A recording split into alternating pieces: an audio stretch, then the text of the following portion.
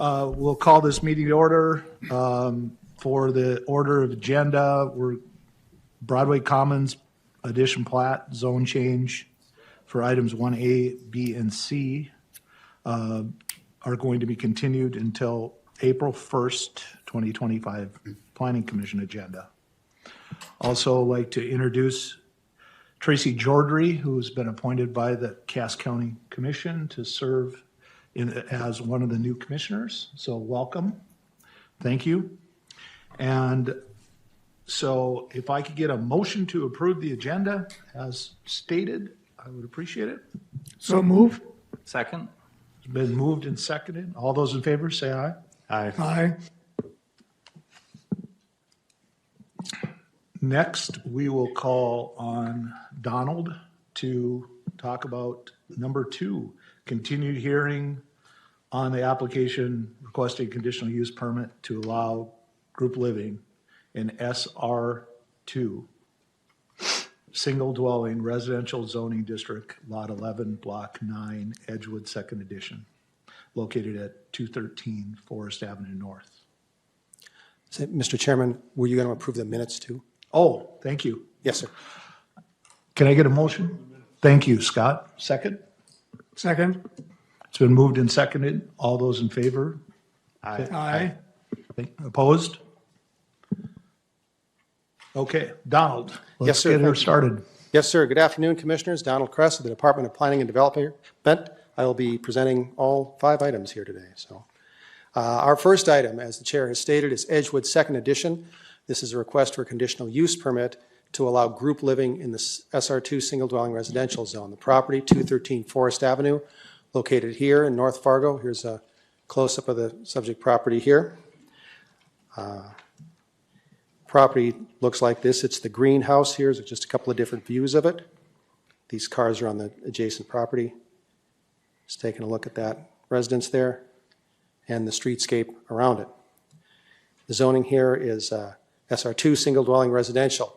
The question before us is this. As you Commission may be aware, our Land Development Code has a regulation that does not allow more than 3 unrelated people to live in a single dwelling unit. It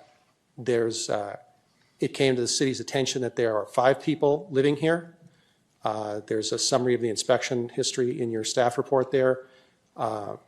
And one of the options that the applicant has, or the property owner, Mr. McCaslin, has, is to apply for a conditional use permit to allow more than 3 people, in this case 5, his son and 4 of his friends who are all students at NDSU, to live in this residence.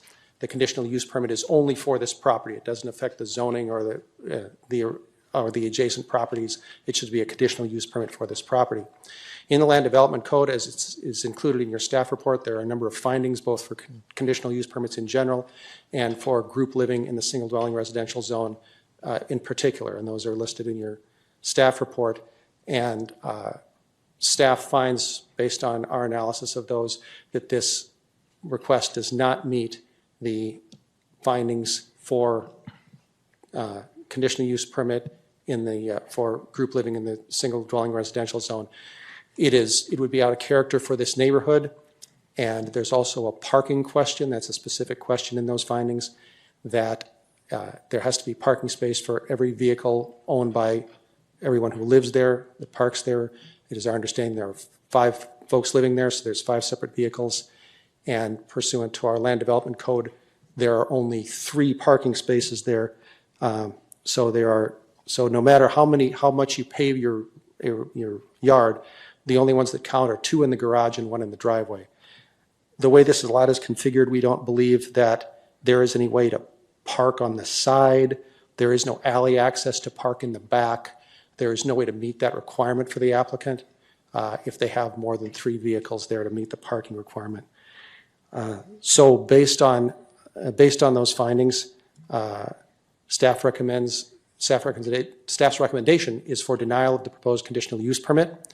The applicant, Brad McCaslin, as the property owner, is with us, and he has some of his family and friends here with him. And there are also, I believe, are some neighbors who wish to testify as well, Commissioner. So that concludes staff's presentation. Again, the recommendation is for denial of that conditional use permit. Thank you. Thanks, Donald. Any questions of Donald?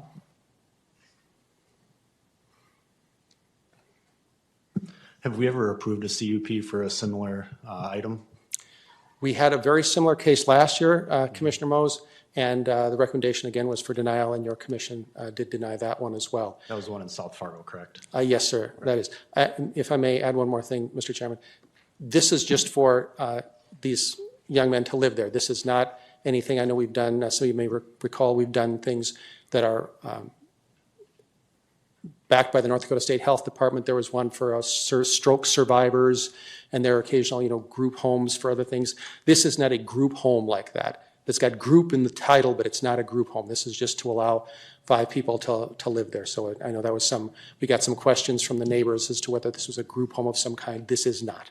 This is what we call more than 3 unrelated people living together. Our ordinance calls that group living. Okay, thank you. I'd like to call on the applicant.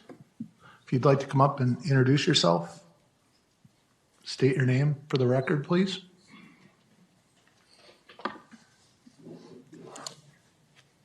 Can you hear me okay? My name is Brad McCaslin, and I am part of the ownership of this house. It's me and my family that own this house. Okay. Anything you'd like to add on what we're doing? Yes, yeah, absolutely. So first, I appreciate Donald Kress for allowing us to move this. I know it was a reschedule from January, and I appreciate the commission's, whoever had a hand in that, Mr. Kress for helping that out. That allowed us to all be here and have a chance to talk about this. So I'd like to start by just asking, I'll read something here to you quickly, and I've got something I'd love to hand you guys. I don't think I can, but I'd like to leave you with a couple of these points here. So, but I would like to start by asking you, what do we all want in our neighborhoods? Is it good people who do their best, who help each other and serve as positive role models? What if these same values extended beyond the neighborhood, to the city, to the university, and the state we all take pride in? Is that more of what each of us would want in the neighborhoods that we call home? That's what's represented by these 5 individuals, this group. This is also why the majority of the neighbors in that area support them. Despite some of the initial concerns from a small few, these 5 young men have earned the trust and the respect of those living around them through their actions, their integrity, their willingness to help. In fact, 2 supportive neighbors here today have even offered space in their driveways to help address the parking concerns. One was pointed out just next, and you can see some of the boys' cars are actually parked there. This demonstrates that the neighbors are not just tolerant, they are actively invested in making this arrangement work. I believe what you'll hear today, because there's a few of us that would like to speak, should resonate with your fundamental understanding of how strong communities are built through people who bond, grow, care for each other, and foster safety. There are no perfect neighbors, as each of us likely could be found in violation of perfection at some point in our neighborly lives. If a group of 5 formerly incarcerated individuals can have the support of this committee to live together in a single home in pursuit of rebuilding their lives, surely it can also have the support of 5 student athletes who have already contributed so much to Fargo, to their community, and with over 100 hours of community service work. These young men have made a significant and positive impact, not just on their street, but in the broader community through their academic, athletic, and volunteer achievements. So I know there's a lot within the findings, and I'm here for questions. There's some other folks that would like to speak about some of their aspects of this, and then I have a document that I wouldn't mind leaving for when you folks go together to decide. Okay. Any questions of the applicant?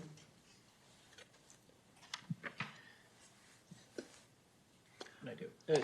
So we've got a longstanding ordinance involved here and significant precedents in this situation. What is compelling that would cause us to change the precedents we've had on this type of group living? What would be compelling? Well, I think that,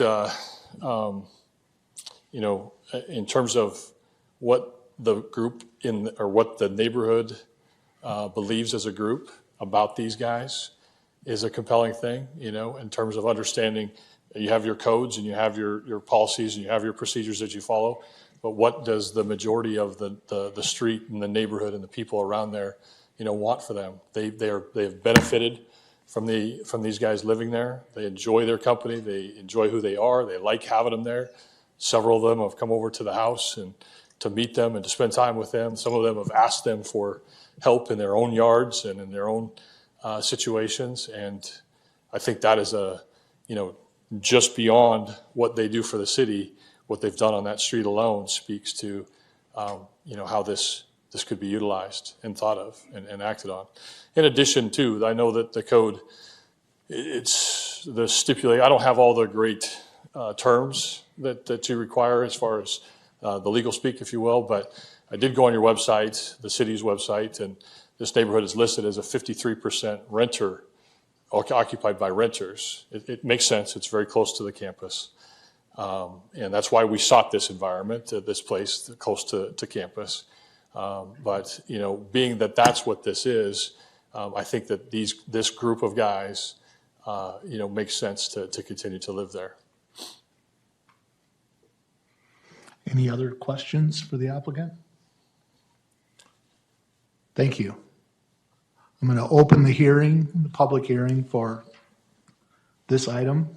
So if anybody else would like to come up and talk on behalf of the applicant, please come on up and state your name for the record.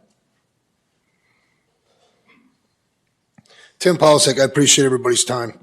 I'm really just here to, have the backs of some of the best people that live in Fargo and represent our community the right way each and every day. To be a student athlete is a special deal at a place like North Dakota State with our standards that I'm sure are much higher than for most.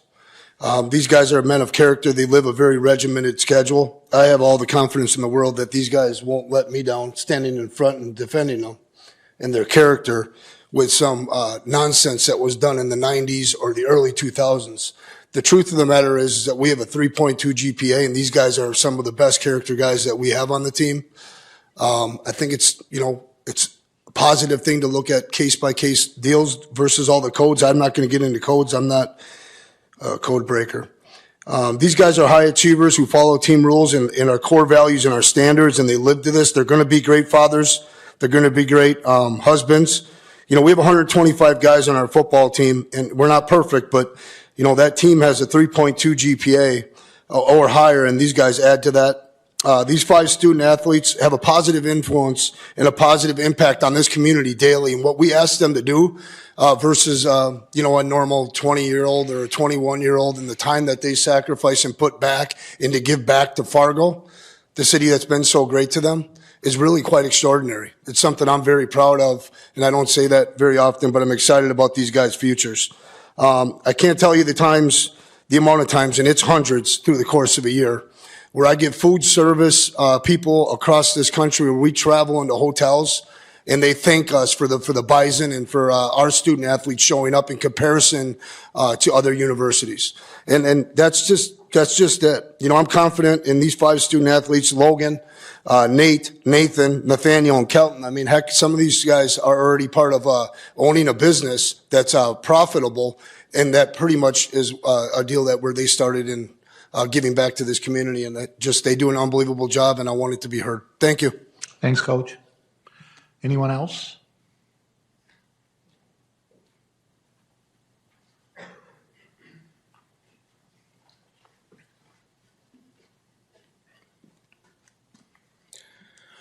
Good afternoon. My name is Nathaniel Standing. I'll be speaking on behalf of myself and my roommates. So thank you for your time today and for allowing us to share our story. We stand before you as student athletes at North Dakota State University, but more importantly, as young men who have worked hard to become responsible members of this community. We are here today to ask for an opportunity to continue living in a home that has given us stability, security, and a sense of belonging. For many of us, this isn't just a house. It's a home. a place where we support each other, grow as individuals, prepare for our futures, both academically and athletically. We don't have the luxury of living with family while we attend school. This is the family that we've built. We understand the concerns that have been raised, and we want to address them directly. From day one, we've done everything in our power to make things right and to be good neighbors. We maintain our property, keep noise levels down, and contribute positively to the neighborhood, whether it's shoveling snow for an elderly neighbor, helping with yard work, or simply stopping to say hello. We have worked to integrate into this community not as outsiders, but as young men who care about where we live.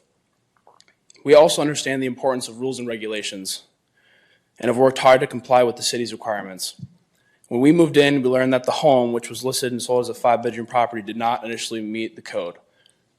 Instead of walking away, we took the responsibility to make the changes and make the fixes.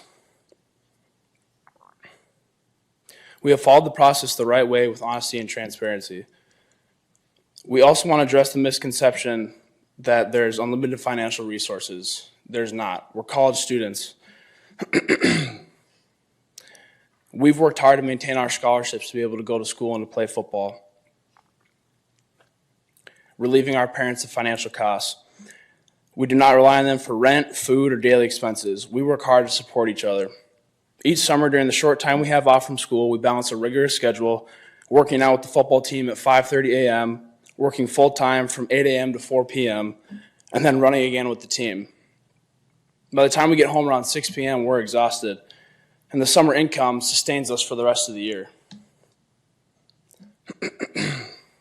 Last year, we attempted to live at the Bridges student apartments, but the financial burden was too great. We just simply couldn't afford it, and it was a little noisy, and we wanted to go someplace more quiet. I mean, there were nights, Friday nights before football games, where the hallways are getting obnoxious, and it's hard to fall asleep. It just wasn't for us. It really wasn't a matter of convenience, but it was a necessity to move out. And we know that one of the main concerns is that we are college students. We understand the stereotypes, but we ask you not to judge us, but we ask that you judge us based on our actions and not just assumptions and stereotypes. We are not reckless, we're not disruptive, we're not here to party or cause problems. We're here to study, train, compete, and improve. We have completed over 100 hours of community service, volunteering at food banks, reading to kids in schools, Night to Shine, assisting during floods. We love community work, and we love getting back into the community because they've done so much for us. We take pride in representing Fargo both on and off the field. We also ask that you consider the voices of those who know us best, which is our neighbors. I've had countless conversations with neighbors. They've come to us. We've talked to them. They've been great conversations. All great people. And that means something. The people who actually live near us don't see us necessarily as a problem, but as an asset. They've seen us shovel snow, mow lawns, helping out when we need to. We take pride in representing Fargo. We recognize that not everyone supports our request, but opposition should not outweigh fairness. We have done everything right. We have worked to meet the city's standards. We have listened to concerns, and we have gone above and beyond to be responsible residents. If we are forced to leave, it won't just disrupt our lives. It will send a message that no matter how hard we try, we will not be judged for who we are, but what people assume we are. Fargo is a city that prides itself on community, opportunity, and fairness. If we are truly a city that values young people who work hard, contribute, and want to build a future here, then we ask that you give us a chance to stay. This process and complaints were set in motion before we had even moved in, which unfortunately did not give those initial concerns to get to know us personally, which ultimately led to all this. It's disappointing that rather than engaging in a direct and respectful dialogue, we couldn't have any face-to-face interaction to solve these problems. A strong community is built on communication, mutual understanding, and a willingness to resolve issues constructively. That is not advocacy for the community. It is an attempt to exclude us based on assumptions rather than reality. We believe that fairness should be rooted in facts. We remain committed to being respectful, responsible members of the neighborhood. We only ask the same level of respect in return. Thank you for your time and thoughtful consideration. Thank you. Anyone else like to speak?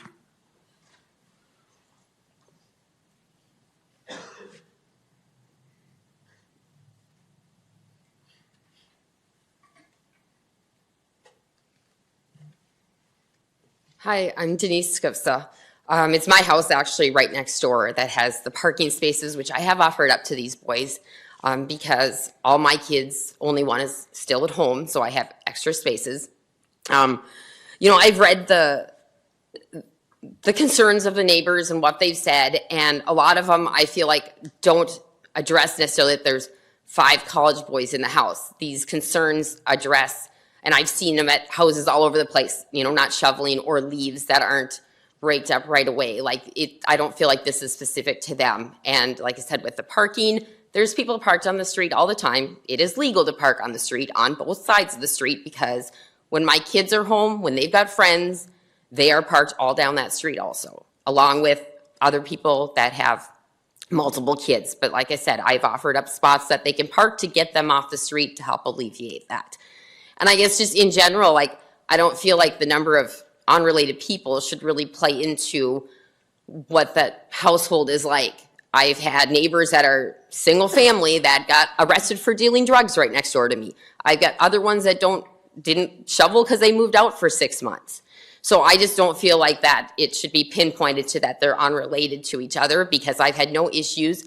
I do not hesitate to go over there if I need help with something around my house, in my yard. I will not hesitate to grab one of these boys and see if they can help me.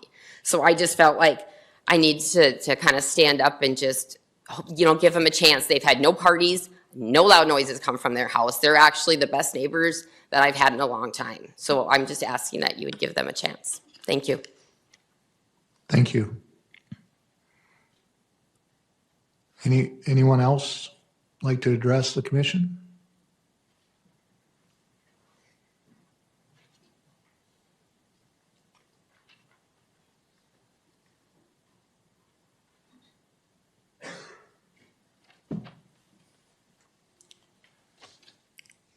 Fargo Planning Commission Chairman, members of the commission. My name is Dave Slack.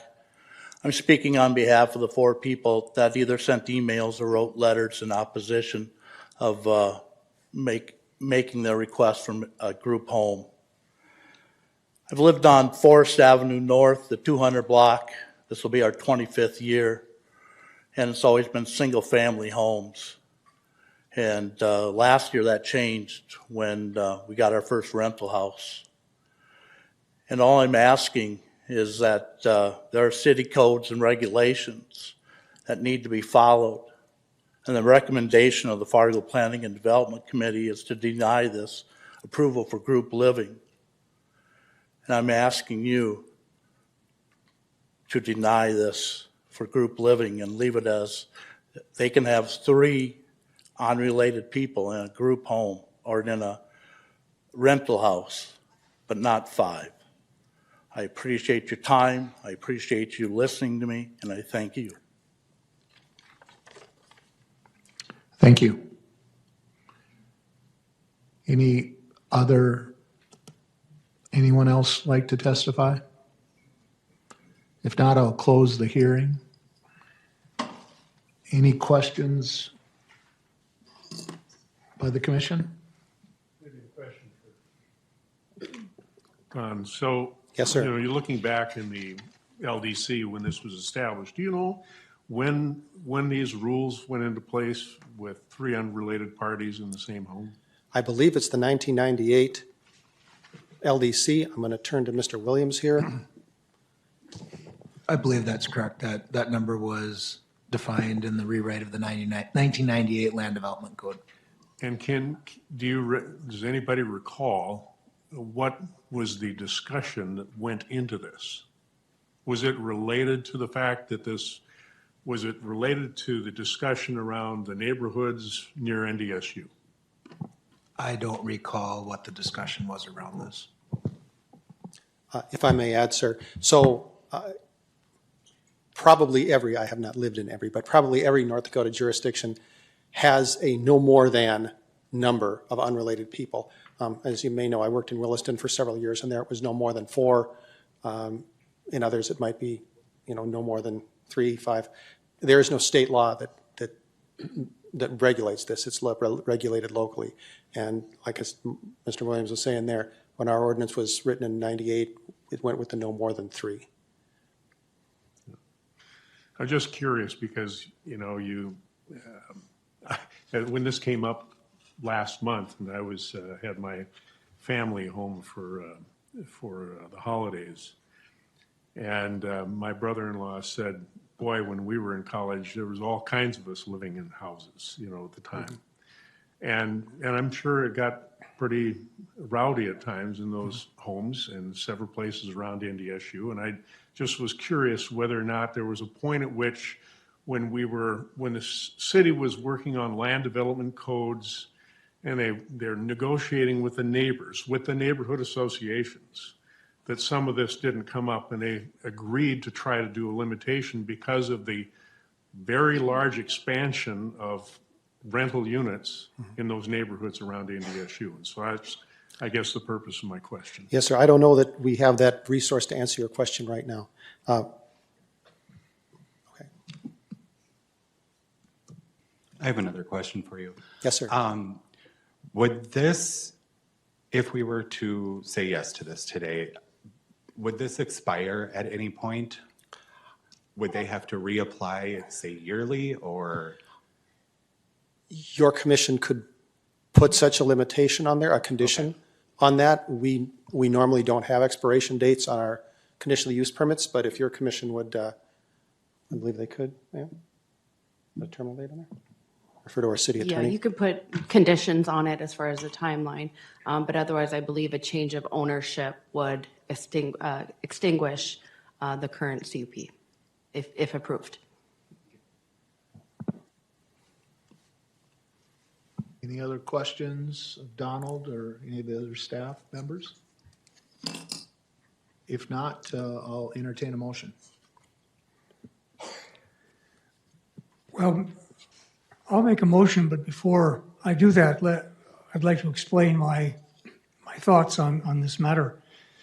This is a kind of issue that's very difficult for a commission like this to address because it has to do with individual people and strong feelings versus a regulation that is written in code. But I would like to make a comparison between a 5-person family unit and 5 unrelated individuals living in a house.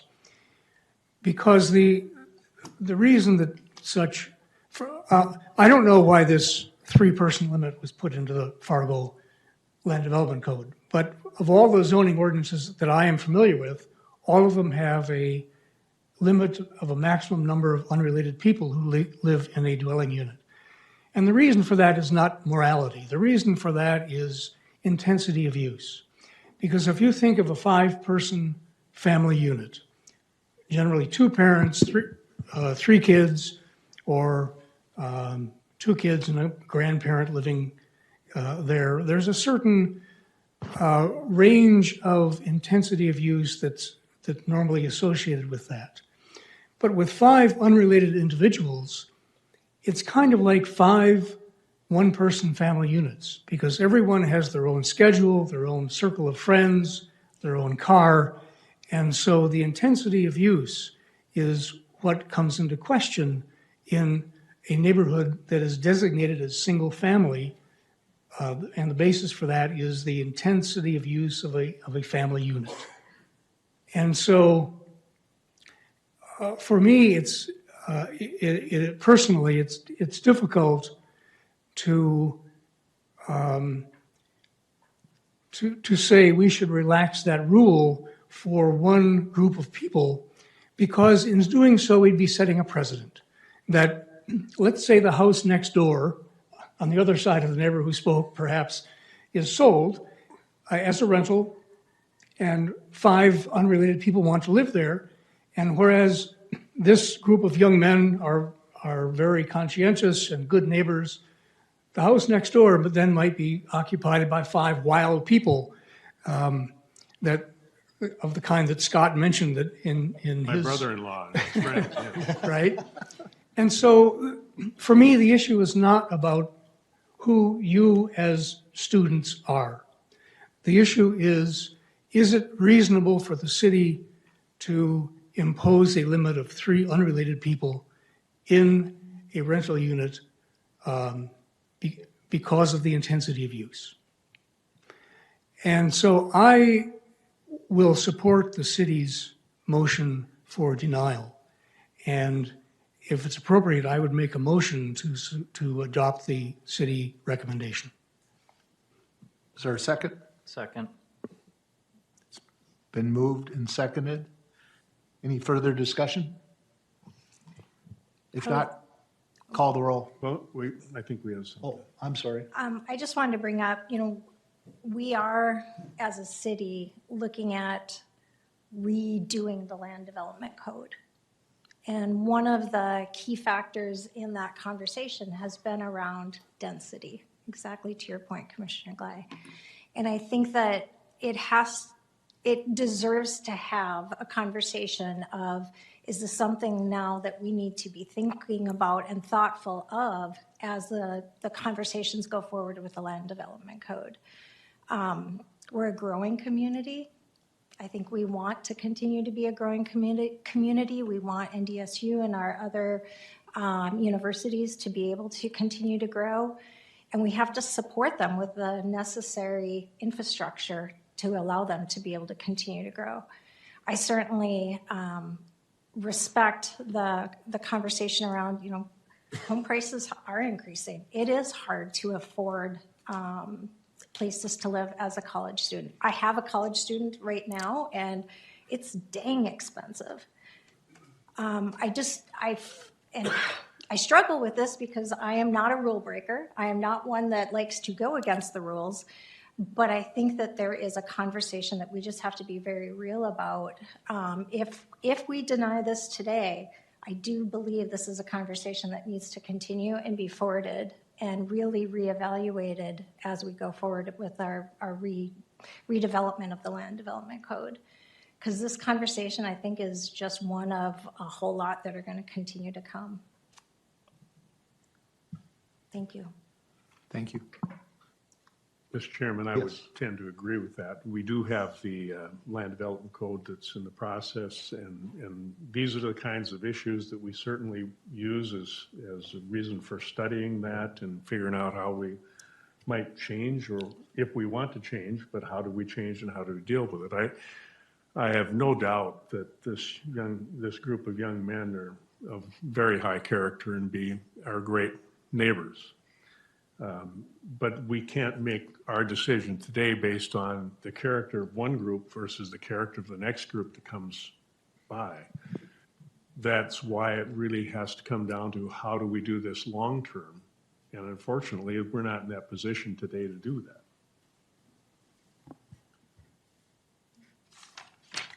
Anyone else? If not, I will call the roll. Betlock, Aye. Georgie, Aye. Stoffren, Aye. Mose, Aye. Glei, Aye. Shuey, Aye. Rosenberg. Aye. Motion passes. The denial will go forward. What's the process, Donald? Yes, sir. We read this at the end of all these CUPs. The Planning Commission is the final decision maker for conditional use permits. An appeal of the Planning Commission's decision goes to the City Commission. Pursuant to Land Development Code Section 20-0903B, appeals of final decisions made pursuant to the procedures of this article must be filed within 10 days of the date of decision. So today is the date of decision. So by the 14th, anyone who wants to appeal that, contact our office and we'll take them through that. Okay, so the owner or the applicant can file. Yes, sir, that's have a correct. hearing Within for the City time limit, Commission. that's correct, sir. So this, Mr. McCaslin, this is your notification of that time limit. And if you want to, you contact our office tomorrow. Or anyone else who would want to appeal it either. So. Okay. Moving on to number 3A and the continued hearing on the application requesting a zone change from AG agriculture to LI.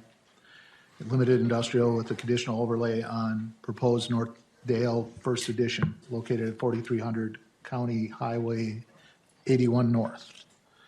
Donald. Yes, sir, thank you. As the chair has stated, this is Northdale First Edition. This is located up here in this, I always call this the teardrop-shaped area up here. This is 40th Avenue North of Cass County 20, Riley's Acres and Riley's Acres ETJ over here. The recently approved Interstate Business District here. Railroad goes along here.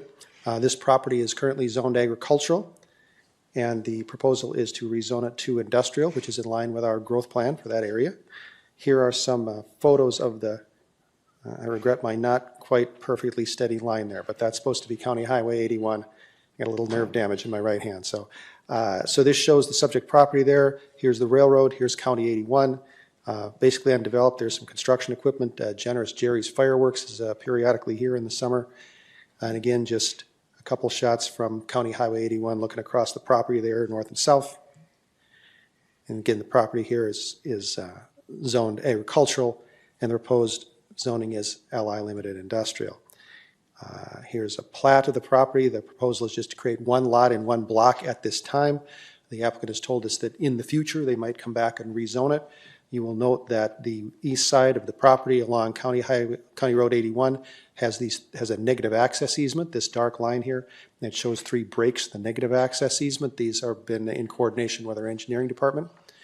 So again, possible future development here. This property is in Fargo's extraterritorial jurisdiction, within our 4-mile extraterritorial jurisdiction.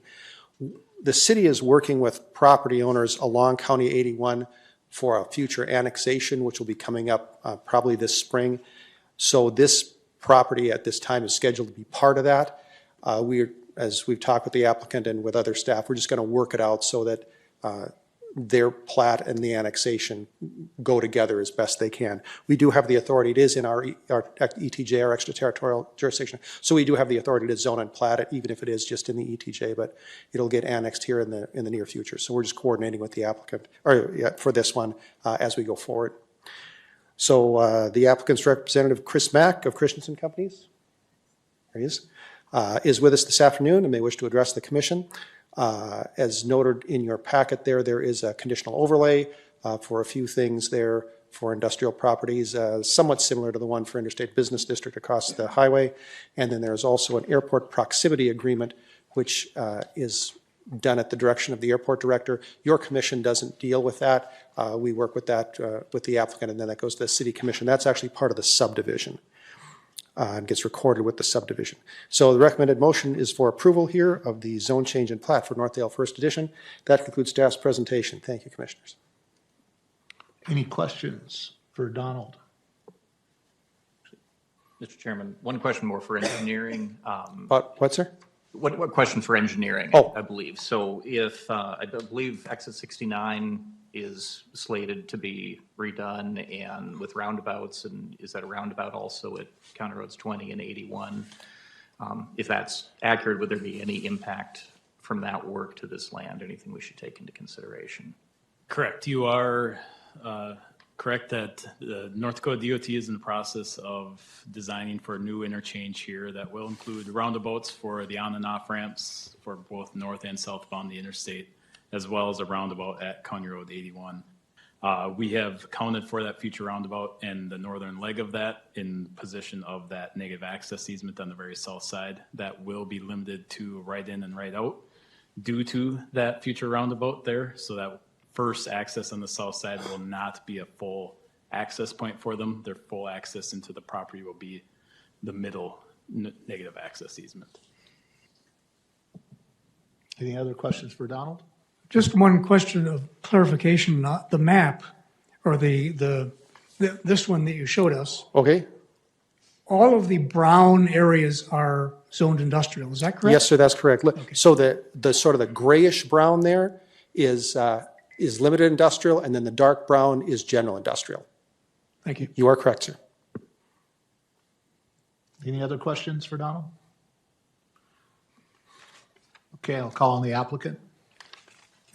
Yes, good afternoon, Mr. Chairman and members of the commission. We are fine with with this overlay. The only thing that we noticed when we were reviewing it, a few of the items that are on the overlay are already in the zoning. So let's say a zone change is made, we might want to change the overlay. So we do the overlay and the zone change, it gets at the same time. That's the only thing that we kind of noticed. And then once it was brought up in the last item, where there is a new land development code rewrite, and the new zoning might change some things that are on the overlay, so we might have to change overlay at that time too, because there might be some conflict on what the overlay is and what the new zoning would allow. Especially what we're using now would be a fueling station and a C-store, but it would be if we were to subdivide it later. So just wanted to point that out, but we were okay with this one, but there might be some redundancy between this overlay and current zoning, and we'd have to come back to the commission and maybe change some stuff for future. But Any questions for the applicant? Donald, do you have anything to add on that? No, sir, we did talk with the applicant earlier today, Mr. Lowry, and yeah, so when we do the new land development code, there will be some transitional process to account for any conditional overlays. We don't know what that is yet. And since there is no specific site plan for this yet, we generally know what they're going to do. Mr. Mack is right. We did reinforce a couple things there relating to signage and paving and gravel on the property. As the project evolves, as has happened before, there might be some modifications to that in the future. So. Okay, thank you. Any other questions for Mr. Mack or Donald? Okay, any other questions the commissioners have? I just have a comment, actually. I'm prepared to support the recommendation, but this case also brings up an issue similar to the one we addressed in the last case, and that is that, how shall I say this? The Land Development Code rewrite should address some things that I think are important in an area like this. If you drive out I-94 through West Fargo, I have to say it's beautiful.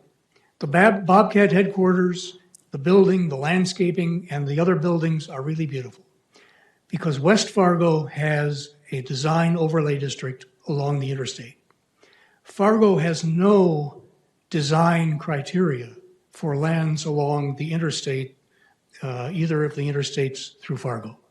And they are the gateways to the city. They are the entrance to the city that most people see. And so I certainly hope that in the land development rewrite, that it will address design quality along the interstates. Nothing against industrial, it can certainly be industrial, but I think the perception of quality in Fargo is really important along the interstates, and it does not now exist. Donald, on this 3A and 3B, it's just one vote? Yes, sir, they're together. Okay. Is there recommendation from the commission? I move to approve with the motion in the staff report. Second, anyone? Second. It's been moved and seconded. All those, I got to call roll. Let's call roll. Glei, Aye. Stoffren, Aye. Mose, Aye. Jordry, Aye. Betluck, Aye. Shuey, Aye. Rosenberg. Aye. Motion passes. We will move through to number 4, continued hearing on the application for a conditional use permit to reduce telecommunications support structure setback requirements and to allow the TSS to exceed the maximum height requirements in the limited commercial zoning district on lots 23, 24, and block 14, Morton's and Dottie's Addition, located on 1417 University Drive South. Donald. Yes, sir. Before we begin, Mr. Ransom, if you do you have a PowerPoint Can you just go back and talk to our tech director, and he'll help you set that up? Mr. Ransom, he's coming from Minneapolis today, so he didn't have time to get here early. So Commissioners, you may recall this property here from the December 3rd Planning Commission. And at the time, with the proposed location of the TSS, that is the telecommunications support structure, staff recommended denial. And there was some discussion between yourselves and the applicant, which is summarized in your staff report, and you gave some direction to the applicant. You didn't move either way to deny or approve, but you sent the applicant back. We have continued to work with the applicant, and they have managed to relocate the tower a considerable distance from where it originally was. And by doing so, they would also eliminate the need for 2 of the 3 requested setback reductions and reduce, well, one of them is going to be about the same as it was, but reduce that. And so staff has changed their recommendation from denial to approval. So your staff report's a little lengthy there. We always pick up where the last staff report left off so you can follow the story. But we're going to just focus on the changes now, and then Mr. Ransom will be a minute here. He can go forward with, he's got some information too to show you. So that's the background here. Property again is located 1417 South University Drive. It's right here. Here's 13th Avenue South, University Drive, Olivet Lutheran Church, Hurley's Religious Goods, and the Casey's here. So these are just my approximate locations of where the tower would be. You may recall that in the earlier version, the tower was going to be right about here in this 3rd parking space in. They're going to take this light out. So now it's about 100 feet to the east. And so here's 13th and a half Street facing this way. Again, University Drive's over here. Here's Olivet. Then going the other way, this is the Casey's. It's going to be about where the dumpsters are. Mr. Ransom will have maybe a little more specific location there. And then this is, if you're standing across 14th Avenue, again, this is the Casey's. You'll see it on the other side of the building. The main point of this photo is, you may recall there were a number of power lines that had to be dealt with in our last discussion. And there are a lot of power lines here, but the applicant is working on overcoming that here through his relocation. Again, the zoning is LC limited commercial. In that zone, the maximum allowed height is 50 feet. Your conditional use permit, if approved, would allow them to be 79 feet. Here's that tower again, same graphic as last time. There was considerable discussion at the last Planning Commission regarding what a stealth tower was. There is a definition in our ordinance. It might not be quite as specific as we'd want it. After your direction, discussion with the applicant, and further review, staff would go along with the idea that this is about as stealthy as a tower that you could put there. Making it look like something else, disguising it as something, would not fit into this location, really. So we would agree with the idea that we can accept this as a stealth tower. Here is the new location. So formerly it was over here. So 1, 2, 3 in here. And you recall there was a short setback to this property over here. There's a church over here. So it's now considerably farther to the east. So you have to be 200 feet, the tower has to be 200 feet from residentially zoned property. Well, here it's 215. Here it's almost 250. So no reduction of these setbacks is needed. It's in the same latitude, you might say. So there's a single dwelling zone property here. So that one's about the same as it was, specified as 176.5 feet there, or 76 feet 5 inches. So that's the new location here. And then these are photo sims provided by the applicant. I think, Mr. Ransom, you have some flashier ones. These were just some placeholder ones here. Just about, I guess I got it in about the right place there when I did it. So mine wasn't quite as tall there, but I get the feeling, and he'll show that in a moment here. These are just the coverage maps that were from the last time. So now we are, again, recommending approval. We do have 5 conditions here. So if your commission would move to approve this, we'll use the motion on the screen.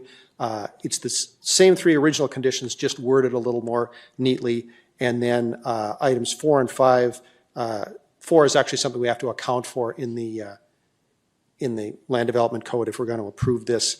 And then we just specified the distance, the setback distance and where it is, just so that's specified in the in the conditional use permit, and we reviewed these with the applicant, and he's okay with them. Right. So we're good with that. Again, Blair Ransom and Tamara Hartman, representing the applicant, are with us this afternoon and may wish to address the commission. And our recommendation is, our revised recommendation now for approval is stated on the screen. So if your commission again would vote to approve, please use that motion. Thank you, commissioners. Any questions for Donald?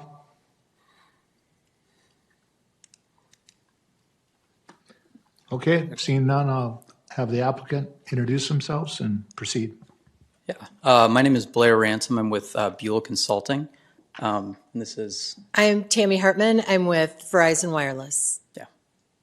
So I know some of you may have not heard our original proposal, so I'll go over it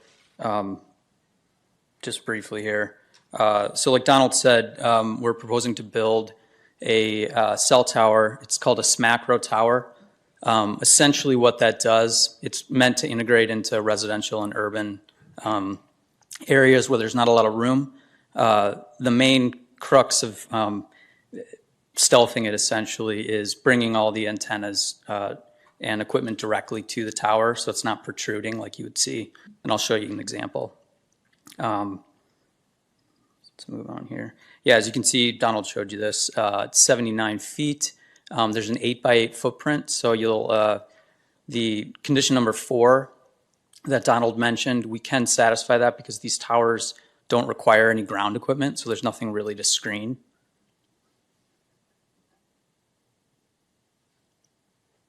Benefits to the community. This is, you'll see in the coverage map that we'll go over.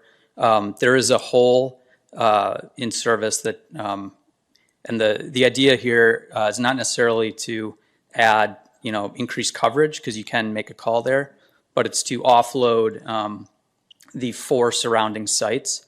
So they get overloaded.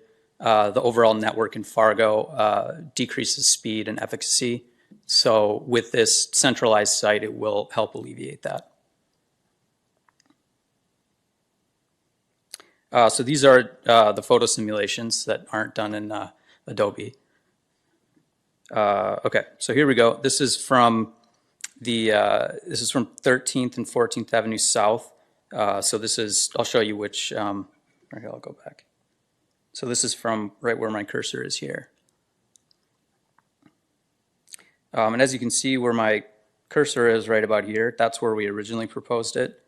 It's moved, can't really see it very well, but moved back into the corner there into the middle of the lot. Similarly, our original proposal is right about where that car is. So you can see it's significantly moved off away from that residential district to the west. And this is a view from University Avenue. The effect of changing it is kind of negligible because it's still about the same distance from this part. But you'll see in the site plan that Donald showed you, it is quite a bit farther away from those from the west and the northwest property lines. Okay, so this is an example of what it could look like. The antenna, this is a standard monopole. We see them all over the place. But they have the protruding antennas. You can see the profile is just a lot larger. And now this is essentially what it would look like. This is about the exact same height. This is in Eden Prairie down in the cities. It's in the middle of a city park, baseball fields, hockey rink.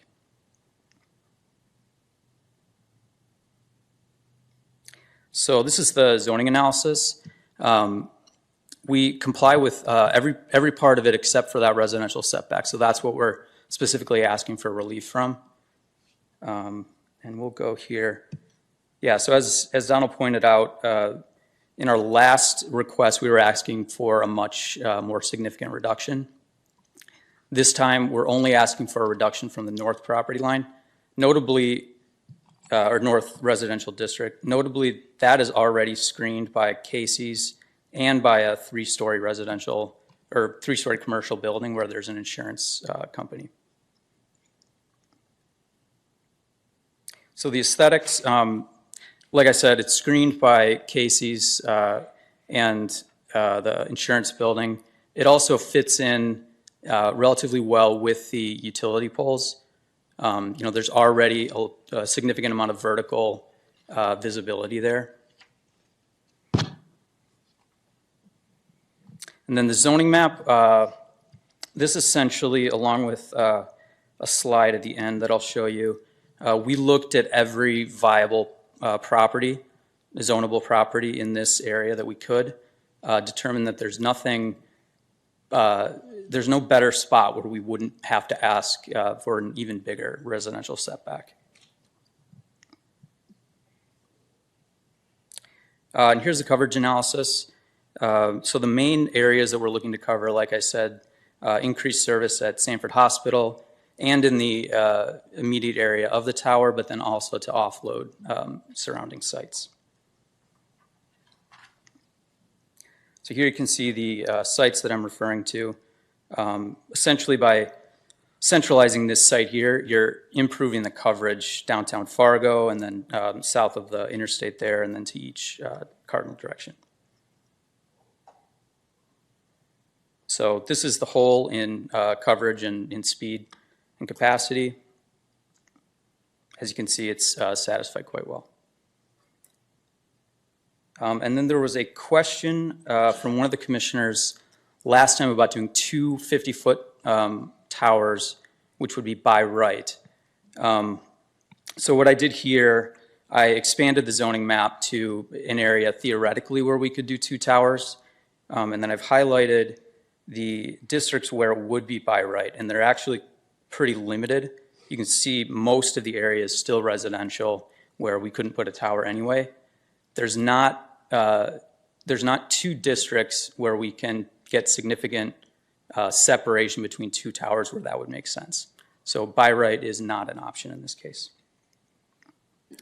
And then Tammy, do you have anything to add? I don't have anything to add. Thanks, Blair. Yeah, so if you have any questions, happy to answer them.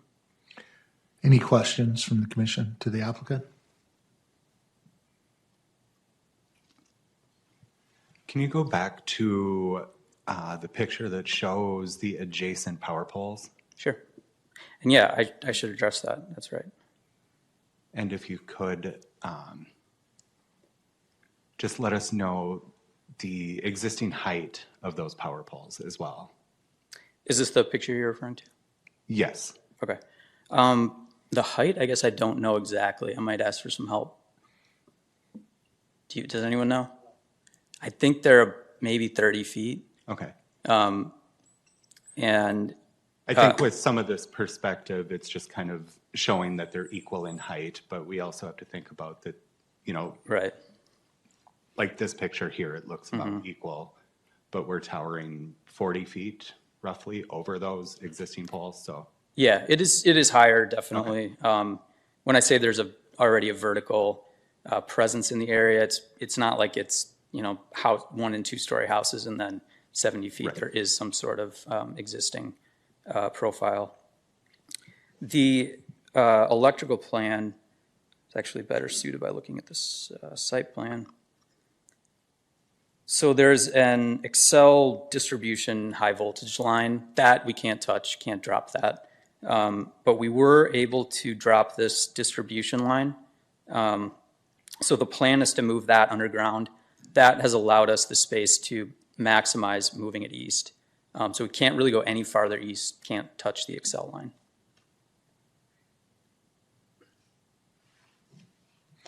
Any other questions? I just want to thank you guys for taking our recommendations at the last hearing. And, I think that this was a location that someone on the commission recommended and, to help alleviate some of our concerns on this. Yeah, we appreciate the chance to come back and present that to you. Thank you. Any other questions of the applicant? If not, I will open the public hearing. Anyone wish to address the commission on this? Seeing none. Any further discussion of the commission? I'll entertain a motion. I'll move approval according to the staff recommendation. It's been first and seconded. Call the roll. Betlock, Aye. Shui, Aye. Mose, Aye. Bly, Aye. Dordry, Aye. Stoffren. Rosenberg. Aye. We It's- got to read the statement again, sir. Okay. The planning commissioner is the final decision maker for conditional use permits. Any appeal of the planning commission's decision goes to the city commission. Pursuant to Land Development Code Section 20-0903B, appeals of final decisions must be filed within 10 days of the date of decision. Okay. Thank you. It's 4 o'clock, Commission. Do you want to keep firing away, or do you want to take a break? I think we're pretty close, so. Okay. Donald, number 5, hearing on an application requesting a plat of the pass at Woodhaven Addition, a minor subdivisional replat of Part 2 of Lot 2, Block 1, Woodhaven at Plaza Addition to the city of Fargo, Cass County, North Dakota, located at 4142, 4144, 4148, 4150, 4168, 4170, and 4174, and 4176 Arthur Drive. Wow. Okay. Go ahead, Yes, Don. sir. Okay. Thank you, Mr. Chairman. I really wish we had lots of time because I'd love to tell you the whole complex backstory that we've been working with the applicants here for several months, and we got a resolution in an interesting way. But we'll just stick with, as Mr. Williams always says, just stick with the facts. Keep going here. So this property is located, here's 40th Avenue South, 42nd Street South. I-29 is over here off the map. This is an interesting property because it's surrounded entirely by private drives. None of these are private streets. As you see, the development here in 2017, this property is zoned LC Limited Commercial. It received a conditional use permit to allow residential in the limited commercial zone, which we've done several times. And as you see, these residences were developed here, these attached homes, and they were later split up into auditor's lots, which was a way to create a lot without a real subdivision. You could do it through the Cass County Recorder's Office. There was some development there, and then for various reasons, the last corner there was not finished out. The recorder no longer will do those auditor's lots, or the finance director actually made the decision. Those auditor's lots are intended to be used for a specific purpose stated in the North Dakota Century Code, rather than just as to do something like this. Not that this was, a bad thing, but they just became more strictly adherent to the Century Code regulation on using those. So the point of that is that this property could not be developed like these were. So how are you going to develop this? There are two elements to this. There's the developable property here, and then there's this internal access driveway. And the city is always concerned that we'll end up with a lot that doesn't have any value, doesn't have any ownership. It'll go back to the county for taxes, go back to the city for taxes, and even though the taxes aren't much, we're stuck with this odd property. So that was a challenge to work with. So we'll explain to you how that happened. So the plat here includes this property and then all the common areas, which are highlighted here. So this property here, this is a slightly out-of-date aerial photograph. This property is almost completely developed. There's a lot of properties are under construction. So here this is the middle driveway here, and you're looking at the construction here. You're facing southwest here. And then here you're inside the property. So that is where this picture was taken. This is that middle driveway again. Looking at the residences under construction, these are attached homes here. And then this is the street sign that shows the corner of two private drives there. Again, property is zoned LC Limited Commercial. And the plat looks like this. Lot 1 is the developable property, or the pretty much developed property. And then Lot 2 is the common area. So what the solution that we came up with was actually inspired by our assessor's department, was real briefly, and your commission is not going to take any action on this part of it. You're just looking at the subdivision, but just so you know how this works.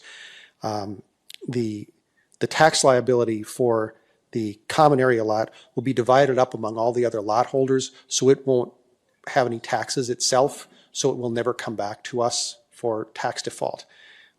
This property is not anything you could do anything with. The occasional, we've had, not very often, homeowners association lots that were supposed to be a park or a large area.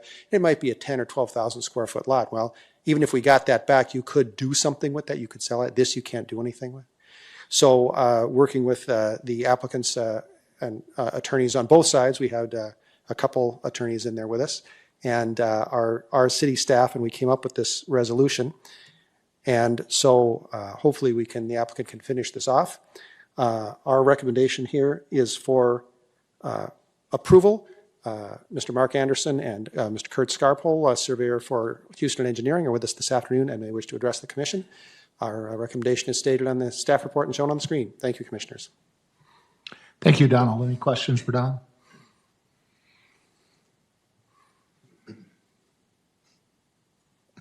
Okay, I'll call on the applicant.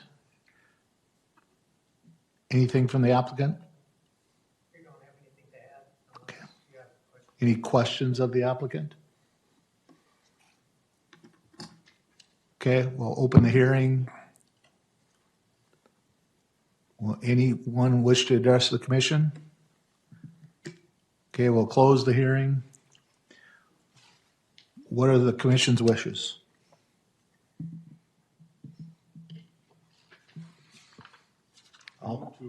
Thank you, Scott. Is there a second? I'll second. It's been moved and seconded. Call the roll. Dordry. Aye. Mose. Aye. Shui. Aye. Cly. Aye. Betlock. Aye. Stoffren. Rosenberg. Aye. Congratulations on a very creative solution. Yeah, I was just the organizer. Other people came up with the ideas. So Motion carries. And then we'll move on to other items. Item number 1, request for the Planning Commission to approve a modification of a restricted covenants on Lot 7, Block 4, Airport Edition, located at 1101 19th Avenue North. Donald. Yes, sir. Commissioners, this is, we're going to do a little intro before we actually start this, because this is something we don't do very often, and I need to set you up for what you're actually deciding on here. So first off, your staff report is marked item E1. It should be D1. I'm just so used to E1. It should have been D1. So the Airport First Edition is a modification of restricted covenants. And when we've talked about covenants here at various times before, you might remember a couple of years ago, there were some neighbors who were concerned that one of the conditional use permits you were going to approve violated their covenants. And we always say, well, covenants are a private matter. Our commission doesn't deal with them. This is a rare situation where the city is a party to the covenants. When the Airport First Edition, which is along North University Drive between 19th Avenue and 28th Avenues North, was approved in 1969, there were some covenants that were put on there. It prohibited residential. It had some buffering and some setback modifications. In a way, it was sort of like we now have our residential protection standards. There was a little bit of that idea in there. There weren't such things in the 1965 zoning ordinance. So these covenants are still on there. They just automatically renew and they've never gone away. In the past several years, the most recent time was 6 years ago, we did make a couple per lot modifications. We did one in 2019 and one in 2018. Again, they're just doing it one lot at a time. The process for this is a couple sentences stated in the covenants. This is not something that's in our land development code or in the state statutes. So there's just a couple sentences in there. And this requires the applicant, in this case, Mr. Flaxbarth, to notify the property owners in both the Airport First Edition and then along 10th Street, there are 3 blocks of residential, 37 lots there in several blocks of the Peter Sway 5th Edition. And you have to get a majority of those people of each side. So a majority of the commercial, Airport First Edition property owners and a majority of the residential property owners to agree that, they don't object to the covenant modifications. They don't have to do anything. They just have to agree to it. And then that they submit those to the staff and we review them. So when we get to the recommended motion here in your staff report, it says contingent on final staff approval or final staff confirmation that the minimum number has been reached, and that has been reached. So we can just strike that out when we get there. And then, so they have to get, agreement to those 2 sets of property owners and approval by the Planning Commission. This is a non-hearing item. It's a review by the Planning Commission. But I just wanted to set you up for that because it's a little different. We do it so rarely that I don't know that any of you were here the last time we did it. Commissioner Stoffren, you might have been here. You were here in 2019, right? Yeah, okay. And then this is the portion of the airport, first edition. This is the subject property, and there's a buffer easement that's referred to here. That's this line that goes along here, and it's built into the plat. So if your commission would recommend approval for this, eventually the applicant will have to replat this to move this, but he's not doing it right at this time here. And so we'll go forward with the rest of the presentation here. So again, this property is located at 1101 19th Avenue North, 19th Avenue, University, the airport here. Anybody who's been up and down 19th Avenue knows where this is because that's where that edge of that tree row is. There's a big row of trees right along there. And this property has, well, we'll just take a look at it here. Here we're standing across the street in the strip mall there. And then this XL Energy substation, distribution station, is not part of this property. So as you saw, that property bends around there. It's an L-shaped property. And it was originally platted that way. And so here's the existing building, and here's the tree row. And you'll notice that the building is way over here on the side. That's because that easement is in there. This is just facing the tree line, little shot there. This is standing on the property, looking easterly. Here's the trees, and then the residences beyond it. And then looking, again, along the northerly part of that lot. This lot touches 5 adjacent residential lots. This is a look at the building. I did talk to the real estate listing agent yesterday. He tells me that there's not been an active business in here since COVID. It was originally a Tasty Freeze, as I understand it. There's been several buildings or several businesses in there. There's been a daycare, a car dealership, a coffee shop, a smoke shop, but again, nothing since COVID. So it's a challenging property to develop.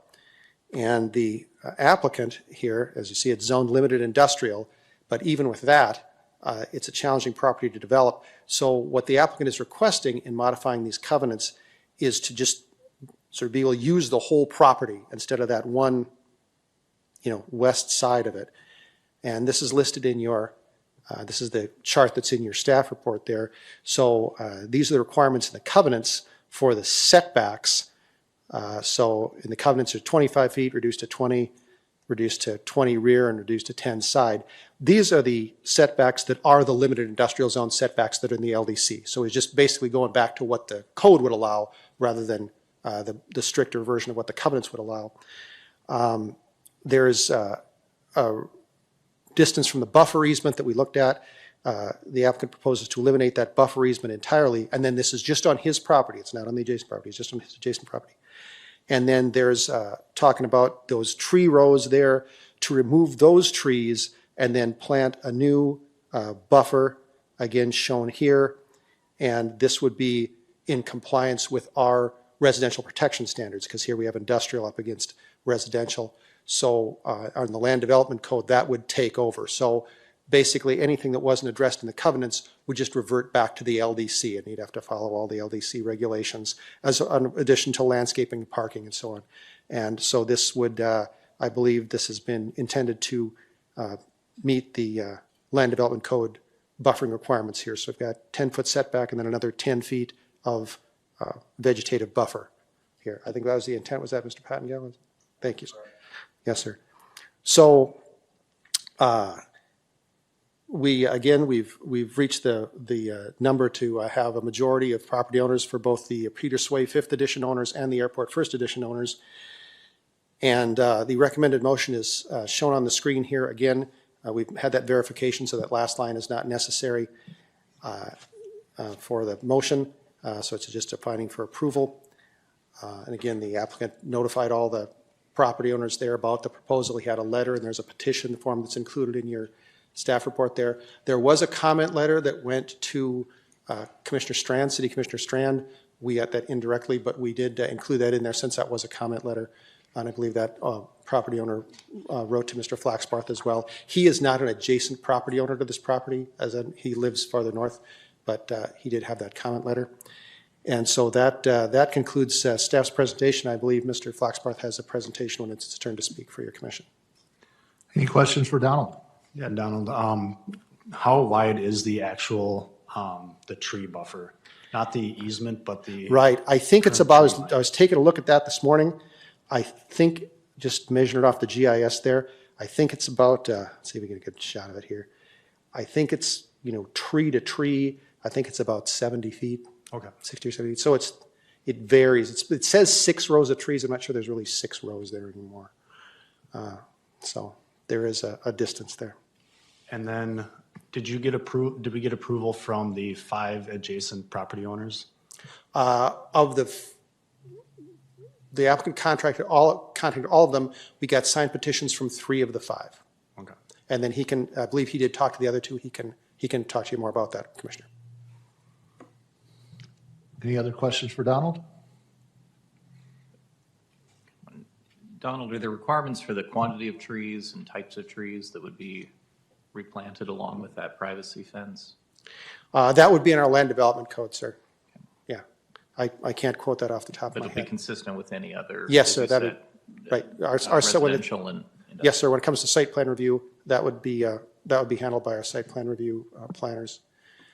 If I just may add one more thing, as it says in your staff report, since this isn't in the LDC or the state law, there aren't those handy findings like we had in the conditional use permit that we started out with. So as it shows there, it appears to be consistent with the growth plan, with the idea of the LDC, or the intent of the LDC.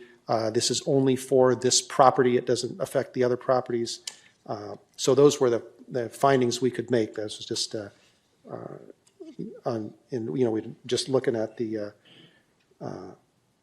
and then pointed out that the development standards of the LDC will apply to those areas not covered by covenant. So basically, they're going to be using the LDC by the time they're done with this project. So again, that concludes staff's presentation. One other question that I had. Yes, sir. Is that fire lane access on the north side of the property, is that a requirement? Wait, we're up here, you mean? Yeah. Yeah, I believe that would be, Mr. Ryan? Is that, what we're looking at here? Fire lane up here? Yeah, there are requirements based off the size of the building and then how far it's set back. So likely they're probably satisfying the turnaround requirement, but proposing that. Thank you. Any other questions? Call on the applicant.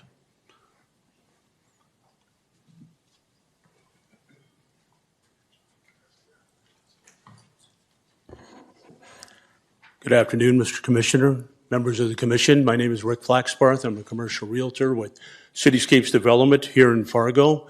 I represent the buyer in this proposed transaction. So I just want to make sure that you understand the clarification there as far as my part in this procedure here. I was the one that did go out to get the petition signed. So if you have any question on the 5 homeowners that are adjacent to the property, I have 3 of the 5 signatures from the adjacent property owners. The one, when I stopped, the mother of the homeowner was there, visited with her. She said that her daughter would sign it and I should come back in an hour. I came back in an hour, knocked on the door twice. No one answered. So I don't know if they weren't home or what the situation was there. But again, not the property owner, but relative of the property owner said that they would sign it. I did go to the one property owner that was against it or basically did not want to sign the petition. Showed her some of the photos, which I'll share with you here in a moment. Talked to her about some of the things that had gone on back there. She seemed to be not, should I say, nonchalant about some of the things that were happening back there, simply because they hadn't involved her. So I guess it's one of those that, as long as it doesn't involve them, they're not concerned. So, but most of the people that I talked to on the Peter Sway 5th edition, the further north I got, the question was, why does this involve me? And so I had to tell them I have to go all the way up to 28th Avenue North to get signatures. So again, just part of the process. So in the photos that I have here, when we first went into the building and on the property was in July. Actually, in North Fargo, I live in North Fargo, and so do some of the other people involved in this. I guess I didn't realize that this was actually happening in North Fargo, but there was, when we entered the building, there was a homeless person living in the building. And I was actually not sure if they were still in the building. That decision to flight, to run, was actually in a concern of mine. That I thought, okay, you know, what do we do here if somebody pops out here and surprises us? So these are some of the pictures from the outside of the building. Again, just obviously there were people that were taking advantage of it. Fences that were knocked down to gain access. In the back, there were people that were living in the back on the north side of the building here. There were sleeping bags back here. And again, this is where they gained access to the building. Inside, obviously, a lot of things that were cluttered. Some of this was in the building before, but a lot of this came from the people that were living in the building. They had actually moved a sofa into the building to sleep with, and then brought the extension cord so that they could have electricity while they were in there. You can see they blocked the windows so that if you looked in the windows, you weren't able to see them inside. So this was, again, inside the building. You talked about the tree row. Back in the tree row, I found this homeless encampment back there. There were some blankets on the ground. People had been sleeping there. Several bits of garbage, a lot of beer cans, and so on. And this is basically kitty corner across the street from a high school. So this is one of those concerns that when I talked to the property owners asking about, you know, why we wanted to clear this up, clean this up, wasn't just to, you know, do some development, but also we live in North Fargo. You know, we've been driving by this property for so many years and seeing it just deteriorate and rot, and then see these things that are going on there and just say, how can we clean this up and make this property better and get rid of an eyesore? Any questions? Any questions, Mr. Flaxbarth?